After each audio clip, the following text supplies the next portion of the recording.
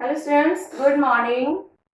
बच्चों, कल आपने हिंदी सेकंड में व्याकरण में पाठ 12 का समास पढ़ा था। समास के अंतर्गत जो उसकी परिभाषाएं थी, समस्त पद, समास विग्रह और समास, ये तीनों परिभाषाएं हमने आपको बताई थी। अब आप देखिए बच्चों कि समास के भेद, जैसा कि आप देख रहे हैं मैंने 6 भेद लिखे हैं। तो समास के कितने भेद होते हैं?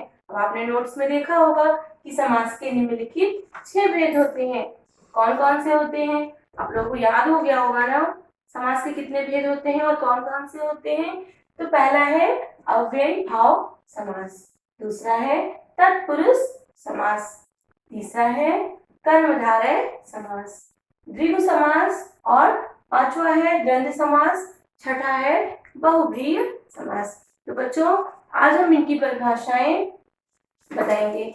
तो देखिए, पहला है अव्ययी भाव समास। तो जिस समस्त पद में पूर्व पद अव्यय और उत्तर पद संज्ञा हो, जैसा कि पूर्व पद हमने आपको बताया था, पूर्व पद होता है जो पहला होता है और दूसरा होता है संज्ञा। तो पूर्व पद अव्यय हो और दूसरा हो जो अंत में बचता है वो संज्ञा हो। तो पहला अव्यय लगा हुआ है और दूसरा जो उत्तर पद है ये संज्ञा है। देखिए, जैसे सादर, आदर के साथ, निडर, बिना डरे हुए, यथाशक्ति, शक्ति के अनुसार। तो आपने देखा ना, हमने इसको कैसे पहचाना कि पूर्व पद और उत्तर पद को पहले हमने अलग किया। पूर्व पद इसका अव्यय आ गया और जो उत्तर पद है ये संज्ञा है। ठीक है बच्चों। दूसरा है तत्पुरुष समास। तो जिस समास में पूर्व पद तथा विशेषण का कार्य होता है, तो पूर्व पद तथा विशेषण। अब देखिए, इसमें पूर्व पद है माखन, माखन तो आप लोग जानते ही होंगे, मक्खन, और विशेषण है चोर, यानी माखन चोर। तो चोर, उसकी विशेषता बताई गई है, वो क्या करता है, कैसा है, तो माखन चोर, तो विशेषण है। फिर शरणागत, शरण आगत, शरण में आया हुआ। तो आपने देखा ना, तत्पुरुष समास को हमने कैसे पहचाना, बाद में जो उसका विशेषण है वो बाद में होता है, शरण में आया हुआ।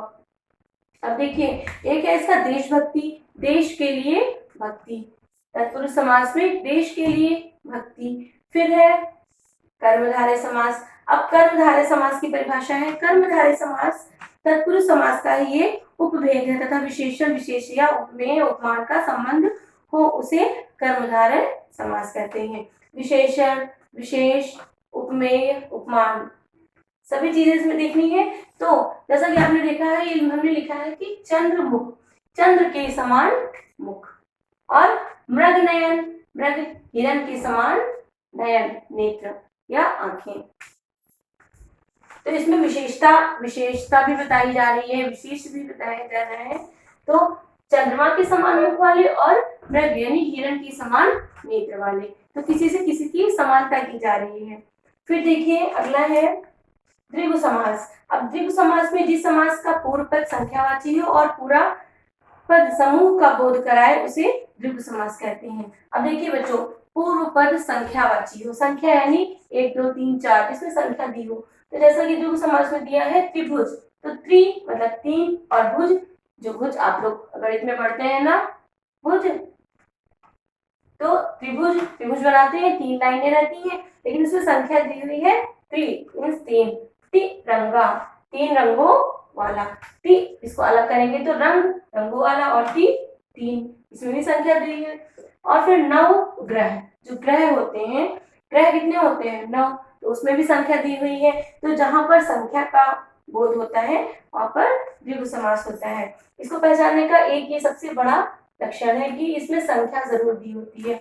उसके बाद बच्चों देखिए द्वंद्व समास। द्वंद्व समास में इसकी परिभाषा देखिए, जिन पदों में दोनों पद प्रधान हो और समास विग्रह करने पर उनके बीच में और, तथा, अथवा, या ये सारे शब्द आते हैं, तो वहां पर द्वंद्व समास होता है। जैसे राजा, रंग, तो राजा और रंग, दो लोग हैं, दोनों लोगों की बातचीत हो रही है, तो राजा और रंग। फिर है माता पिता, कहने को माता पिता है, लेकिन जब इसको सही से लिखेंगे या इनका विग्रह करेंगे तो माता और पिता।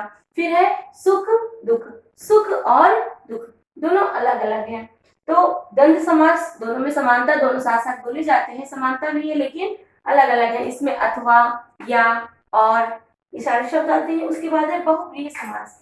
अब बहुव्रीहि समास इसकी परिभाषा देखिए, जिस समास में कोई भी पद प्रधान नहीं होता है और समस्त पद किसी अन्य विशेषण के रूप में प्रयुक्त होते हैं, उसे बहुव्रीहि समास कहते हैं। इसमें देखिए बच्चों, इसमें कोई भी पद प्रधान नहीं होता है बहुव्रीहि समास में। जैसे पीताम्बर, तो पीताम्बर पीला अंबर, यानी पीला है अंबर, अंबर मीन्स होता है वस्त्र, पीले हैं वस्त्र जिसके, तो पीले हैं वस्त्र जिसके, यहाँ पर ये कहा गया है कि पीले हैं वस्त्र जिसके, लेकिन बात किसी और की हो रही है। किसकी हो रही है?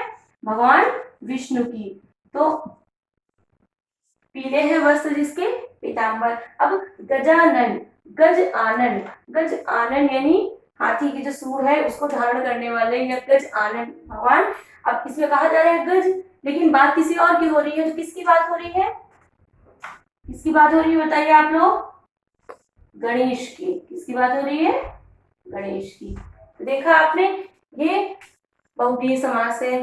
तो बच्चों इसी तरह आपको ये सारी समास याद करने हैं, इनकी परिभाषाएं, और इनसे जो हमने ये उदाहरण लिखे हैं, उदाहरण को हमने कैसे बनाया या उसमें कैसे उसका अर्थ निकल रहा है, ये आपको पढ़ना है। ठीक है बच्चों, थैंक यू।